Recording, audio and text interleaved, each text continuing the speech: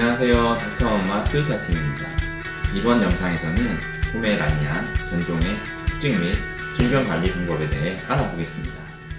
포메라니안의 유래는 어떻게 되나요? 포메라니안은 스피츠 견종 유래로 기원은 독일 포메라니아 지방입니다. 원래는 13kg의 중형견이었지만 이후 영국으로 건너가 점차 소형견으로 개량되기 시작했습니다. 현재 크기는 어깨 높이 14에서 18cm, 몸무게는 1.8에서 2.3kg 정도의 매우 작은 소형견 중 하나입니다. 외형은 주로 오렌지, 검정, 크림색의 매우 풍성한 털을 가집니다.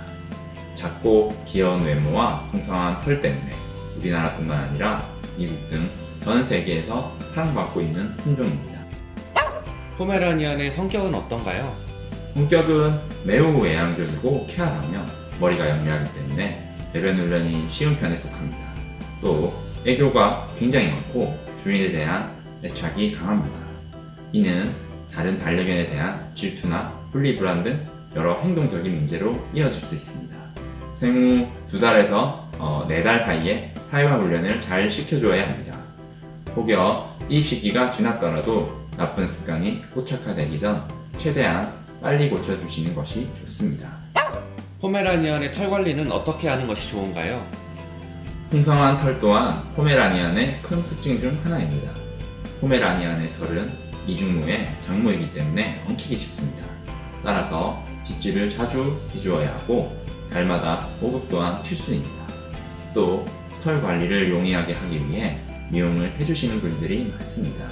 이때 한 가지 주의할 점은 포메라니안은 털이 일정 길이만큼 자라다 멈추는 종입니다.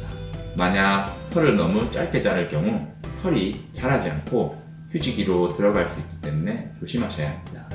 포메라니안 자신도 털 변화에 무척 예민하니 스트레스를 주지 않는 한에서 미용을 해야 합니다. 포메라니안이 선천적으로 걸리기 쉬운 질환에는 어떤 것이 있나요? 포메라니안이 잘 걸리는 질병으로는 대표적으로 슬개골탈구가 있습니다. 외상으로도 발병하나 대부분 선천적으로 나타나며 무릎뼈가 원래 있던 자리에서 내측으로 이탈하는 경우가 많습니다. 평소 걸을 때 다리를 절거나 높은 곳을 잘 올라가지 못하는 증상을 볼 수 있습니다. 혹은 뒷다리를 굽혔다 펼 때 소리가 나기도 합니다. 슬개골 탈구를 예방하기 위해 미끄러운 실내 바닥 위에 카펫을 깔아주어 무릎뼈에 무리가 덜 가게 해주시는 것이 좋습니다. 탈구가 심하지 않을 경우 물리치료나 관절 보조제 등으로 치료가 가능하지만 이미 진행이 심하게 된 경우라면 외과적 수술이 필수적입니다. 또 다른 질병은 기관어탈입니다. 이는 반려견 목에서부터 폐로 이어지는 기관의 면골이 나이가 들어감에 따라 약해지면서 기관의 직경이 좁아져 숨쉬기가 힘들어지는 질병입니다. 이때 반려견이 숨을 헐떡대거나 거위 소리를 내는 모습을 관찰할 수 있습니다. 아직 특별한 원인은 밝혀지지 않았으나 비만과 관련이 있다는 것이 정설이니 평소 체중 관리에 신경을 써주셔야 합니다.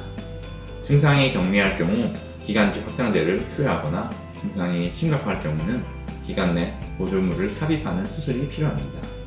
유전적인 질환은 아니나 골절 역시 포메라니안에게 가장 흔한 질병입니다.